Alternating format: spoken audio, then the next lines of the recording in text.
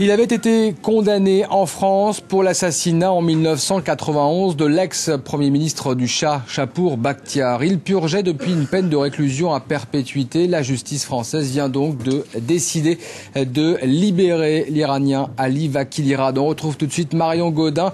Marion, vous êtes sur place au palais de justice à Paris. Ali Vakilirad va donc pouvoir rentrer en Iran et ce n'est pas vraiment une surprise.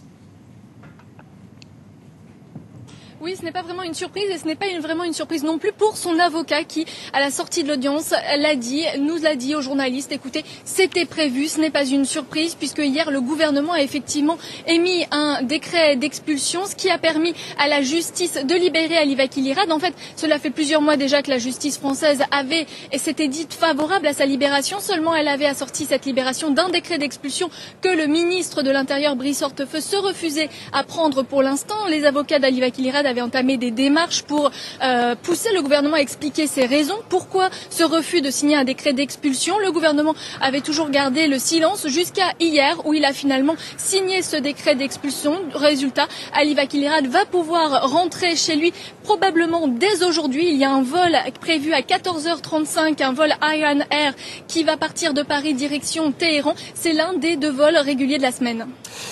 Et Marion, Majid Kakavan, libéré il y a quelques jours début mai, Clotilde Reiss libérée dimanche et aujourd'hui Ali Vakilirad. Pour beaucoup, pour en tout cas certains responsables politiques, il est difficile de croire à un hasard du calendrier. Eh bien, c'est pourtant ce qu'a dit aujourd'hui l'avocat d'Ali Vakilirad. Il s'agit d'un simple hasard du calendrier. Il s'agit d'un effet d'aubaine, a expliqué l'avocat d'Ali Vakilirad, maître Sorin Margulis.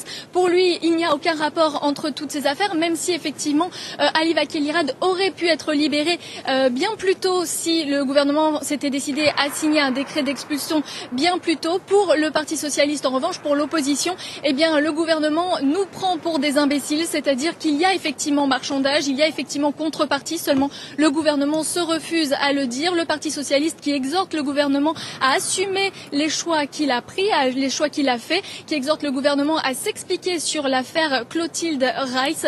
Pour l'instant, donc, je vous rappelle que la chronologie des faits, effectivement, le 5 mai, Majid Kakavan est libéré. 10 jours plus tard, Clotilde Reiss se voit commuer sa peine de prison en amende et peut rentrer chez elle. Et puis aujourd'hui, donc, 2 jours après son retour, la libération d'Ali Vakilirad, ça fait beaucoup de coïncidences, vous l'avez dit.